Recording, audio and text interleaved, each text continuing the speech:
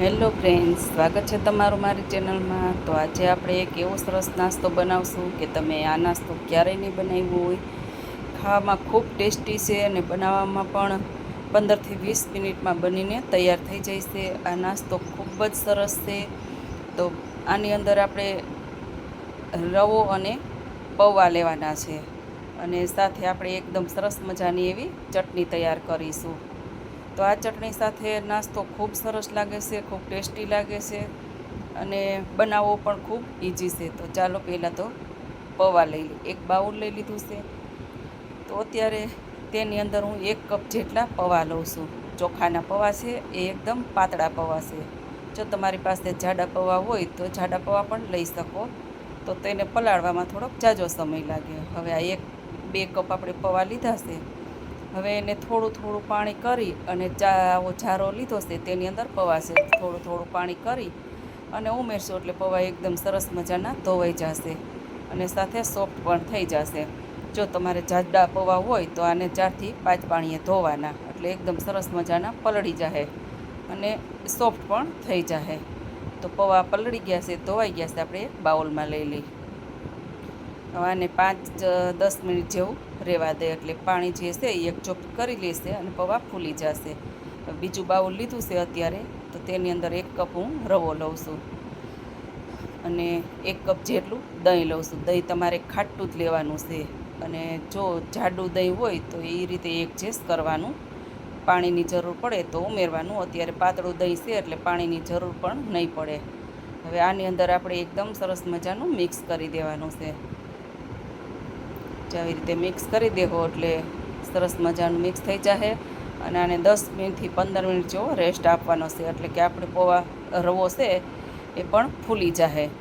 હવે તો અત્યારે એક સરસ મજાની એની ચટણી તૈયાર કરીશું। તો તેની અંદર 3 થી 4 મેં ટમેટાં કટકા કરી અને મિક્સર જારમાં લીધા છે। હવે અત્યારે મેં અહીંયા સૂકેલા લાલ મરચાં 5 થી 6 લીધા છે। તીખાશ તમારે જોતી હોય એ પ્રમાણે લેવાના। આ મરચાંની ચટણીનો ટેસ્ટ ખૂબ સરસ આવે છે। હવે સાથે લીલા ધાણા લીધા છે, તેના ફક્ત દાંડલા જ લીધા છે। હવે 5 થી 6 કળી જેટલું હું લસણ લઈશ। હવે આ બધું અને 1 ટુકડો આદું લીધો છે અને આને મિક્સર જારની અંદર સારી એવી ચટણી વાટી લેવાની છે। હવે આ ચટણી આપણે વાટીને તૈયાર થઈ ગઈ છે। આની અંદર આપણે પાણીનો જરાય પણ ઉપયોગ નથી કર્યો, જે ટમેટાં હતા એટલે સાથે વટાઈ જાય છે। તો હવે આને આમનામ ખાવી હોય તો ખવાય અને એક વઘાર કરીને ખાવી હોય તો ખવાય। તો અત્યારે કઢાઈ ગરમ કરીને લઈ લીધી છે, તેની અંદર 3 થી 4 ચમચી જેટલું તેલ લઈશું। આપણે ચટણીનો વઘાર કરશું। 1 નાની ચમચી જીરું છે, 1 ચમચી રાઈ છે અને હવે 2 થી 4 ચમચી જેટલા આપણે તલ ઉમેરીશું અને સાથે સાથે લીમડો પણ ઉમેરીશું। હવે આનો ચટણી આપણે અંદર ઉમેરી દેવાની છે। આ વઘારેલી ચટણીનો ખૂબ ટેસ્ટ આવે છે અને મિક્સર જારમાં આપણે જે ચટણી હતી બચી હતી એની અંદર થોડુંક પાણી લઈ અને ઉમેરી દીધું છે અને સાથે આપણે સ્વાદ મુજબ મીઠું લીધું છે। જો આને વઘાર કરીને રાખશો ને ચટણી તો તમારે લાંબો સમય સુધી બગડશે નહીં અને એવી ને એવી જ રહેશે અને આને તમારે ફ્રીજમાં રાખવાની છે। હવે સાથે લીલા ધાણા ઉમેરીશું અને 10 મિનિટ જેવી ચટણીને પકાવશું। જે પાણી ઉમેર્યું હતું એ પાણીનો ભાગ બળી જાય ત્યાં સુધી તમારે ચટણી પકાવવાની, એટલે લાંબો સમય સુધી ચટણી રહેશે। ચટણી બની ગઈ છે। તો હવે અત્યારે હું આ 1 પ્લેટ લઈ લીધી છે ઢોકળિયાની, તેની ઉપર તેલવાળી કરી નાખીએ એટલે આપણે જે ટિક્કી મૂકશું એ ચોટે નહીં। હવે અત્યારે પૌવા જોઈ તો પૌવા આપણું પાણી એકદમ શોષી લીધું છે અને પૌવા સરસ મજાના થઈ ગયા છે। તો થોડા થોડા મસળી લઈ એટલે જે લોટ બાંધી તેવું થઈ જશે। હવે સાથે રવો ચેક કરી જોઈએ આપણે, રવાનું બેટર પણ એકદમ સરસ રવો ફૂલી ગયો છે અને પાણીની પણ કંઈ જરૂર નથી। અને જો તમારે વધારે ઢીલું રહી ગયું હોય તો તમે થોડોક રવો ઉમેરી અને 5 મિનિટ જેવું પાછું રાખી શકો। હવે આમાં જો તમે એક સરખું માપ લેશો ને તો પાણીની જરૂર નહીં પડે અને એકદમ સરસ મજાનું પરફેક્ટ માપ જ આવી જશે। હવે જે પૌવા હતા તેની સાથે રવો ઉમેરી અંદર ચીલી ફ્લેક્સ ઉમેરશું અને સાથે સાથે સ્વાદ મુજબ મીઠું ઉમેરશું અને લીલા ધાણા ઉમેરશું। હવે આને ચમચીની મદદથી કે હાથની મદદથી આને લોટ જેવું થાય, આપણે જે રોટલીનો નોર્મલ લોટ બાંધતા હોય એવી રીતનો લોટ તૈયાર કરી લેવાનો છે। જો એકદમ પરફેક્ટ માપ છે અને મિશ્રણ પણ એકદમ નહીં જાડું કે નહીં પાતળું, એવું સરસ બનીને તૈયાર થઈ ગયું છે।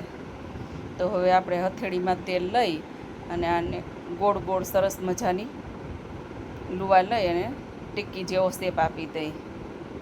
ગોળ લુવો લઈ અને હાથની મદદથી આવી ચપટી કરી લેવાની છે.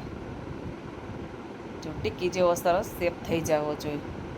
તો હવે આપણે આવી બધી જ ટિક્કી વારી લઈ અને એકદમ સરસ મજાની ઢોકળિયાની પ્લેટ છે તેની ઉપર ગોઠવતા જઈ. જો તમારી પાસે ઢોકળી ન હોય તો તમે કોઈ પણ થાળી કે ડીશ પ્લેટ લઈ શકો અને તપેલાની અંદર પાણી મૂકી અને સ્ટીમ કરી શકો.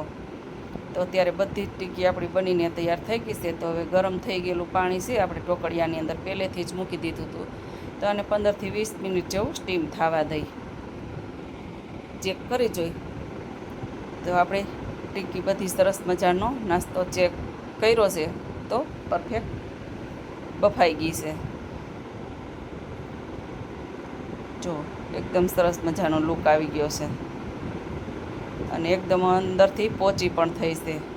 અને આને એમનેમ ખાવી હોય તો એમનેમ પણ ખાઈ શકાય અને વઘાર કરીને લેવી હોય તો એ થોડીક ખાવામાં સરસ અને સ્વાદ લાગે. એટલે આપણે કડાઈમાં તેલ ગરમ થઈ ગયું છે તો ચપટી જીરું, ચપટી એક રાઈ અને સફેદ તલ 1 ચમચી જેટલા અને સાથે મીઠો લીમડો આનો વઘાર કરી અને 5 મિનિટ જેવી આને પકાવવા દેવાનું કે લીમડો ક્રિસ્પી થઈ જાય ને તલ એકદમ સરસ મજાના બધા ફૂટી જાય. હવે આ ટિક્કી બધી આપણે અંદર ઉમેરી દઈશું અને અલટ પલટ કરી અને આપણે ચમચીના મદદથી ફેરવશું કે જે તેલ છે એ બધું ટિક્કી અંદર એકજોગ થઈ જાય અને થોડોક ક્રન્ચી ટેસ્ટ આવે એવી થઈ જાય. બ્રાઉન કલર થઈ જાય ત્યાં સુધી આપણે પકાવવાની છે. એટલે 5થી 7 મિનિટ તમે આવી રીતે અલટ પલટ કરશો એટલે એકદમ સરસ મજાની થઈ જાય.